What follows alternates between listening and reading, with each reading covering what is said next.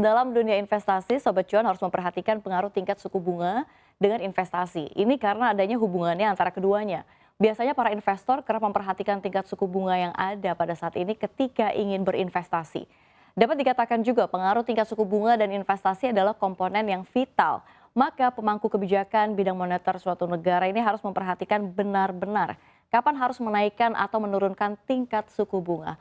Lantas bagaimana pengaruh suku bunga terhadap investasi? Selengkapnya kita akan bahas dalam investasi era suku bunga tinggi. Siapa takut? Kita lihat slide yang pertama.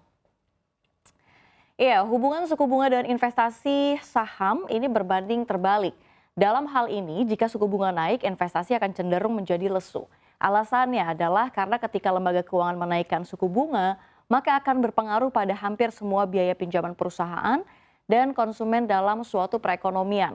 Ketika tingkat bunga untuk kartu kredit dan hipotek meningkat, maka jumlah uang yang bisa dibelanjakan oleh konsumen akan berkurang. Karena konsumen ini masih harus membayar tagihan mereka. Maka dapat mengakibatkan pendapatan rumah tangga menjadi lebih sedikit. Nah, ketika hal ini terjadi, maka konsumen hanya memiliki sedikit uang untuk anggaran lainnya. Sehingga keuntungan bisnis pun menurun dan akan membebani pendapatan harga aset investasi, terutama saham. Sementara itu apabila suku bunga menurun begitu ya, maka yang terjadi adalah sebaliknya. Semakin rendah tingkat suku bunga, permintaan investasi akan semakin tinggi. Ketika ekonomi melambat, maka keuangan akan memangkas suku bunga untuk merangsang aktivitas keuangan. Investor dan ekonom ini sama-sama memandang bahwa suku bunga yang rendah sebagai manfaat bagi pinjaman pribadi dan perusahaan yang membuat keuntungan lebih besar dan ekonomi yang lebih kuat. Dengan suku bunga yang lebih rendah, konsumen akan lebih banyak membelanjakan uang mereka tentunya. Ya. Lantas seperti apa hubungan suku bunga dan investasi? Kita akan lihat slide berikutnya. Ya, kalau kita lihat begitu ya, biasanya masyarakat cuma mengenali suku bunga begitu ya dalam konteksnya dengan dunia perbankan, yaitu ketika mau membuka deposito atau mengajukan pinjaman atau sering kita sebut kredit. Saat suku bunga tinggi, masyarakat lazimnya enggan meminjam ke bank. Kebalikannya, saat suku bunga rendah, masyarakat ini termotivasi begitu ya untuk meminjam ke bank. Padahal sebenarnya tingkat suku bunga bisa mempengaruhi perekonomian secara luas. Dalam lingkup makro begitu ya maksud saya, ada pengaruh tingkat suku bunga dan investasi. Hubungan suku bunga dan investasi ini dapat menentukan apakah perekonomian sebuah negara stabil atau tidak.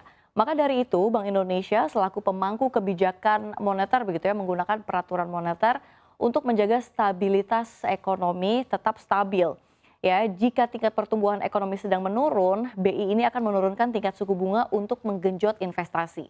Nah, sebaliknya jika ekonomi sedang dalam kondisi baik dan bertumbuh, Bank Indonesia akan menaikkan tingkat suku bunga secara perlahan untuk menjaga inflasi.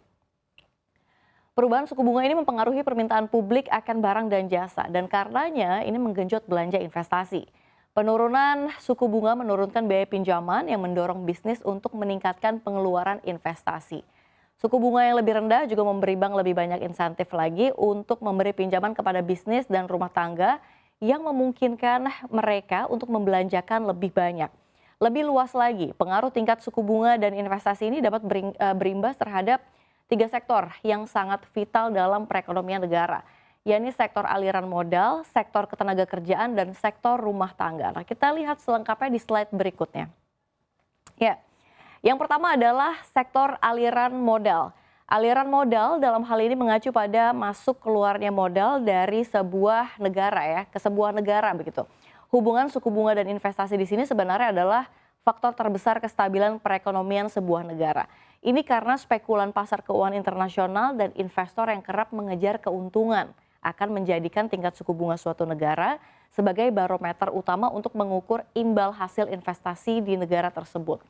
Hal ini harus diperhatikan apabila aliran modal ke suatu negara meningkat, maka permintaan atas mata uangnya pun juga ikut meningkat pula begitu ya, sehingga memang nilai tukar mata uangnya menguat.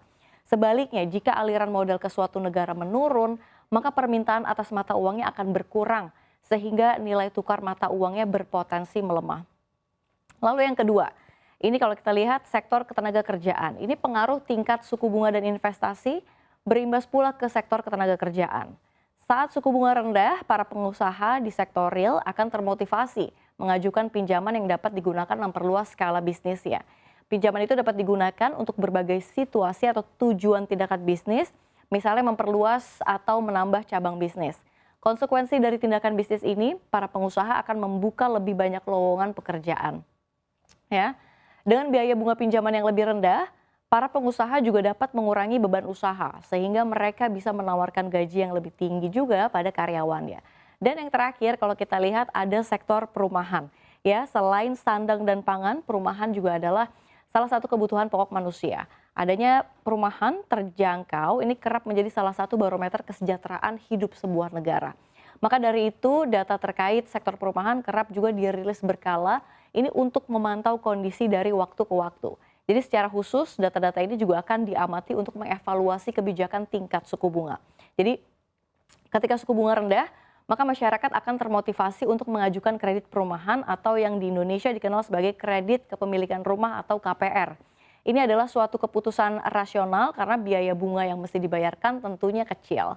Disinilah pemerintah dan Bank Indonesia harus menyiapkan kebijakan untuk mengendalikan sektor perumahan pada situasi suku bunga rendah. Hal ini dilakukan untuk menghindari adanya housing bubble, ya. Nah, jadi pengaruh tingkat suku bunga dan investasi sangatlah kuat begitu ya. Ada hubungannya suku bunga dan juga investasi. Suku bunga yang rendah akan menggenjot jumlah investasi dan artinya akan menstabilkan perekonomian suatu negara. Jadi kalian gimana nih? Apa tetap mau investasi di kala suku bunga lagi tinggi? Why not? Ya.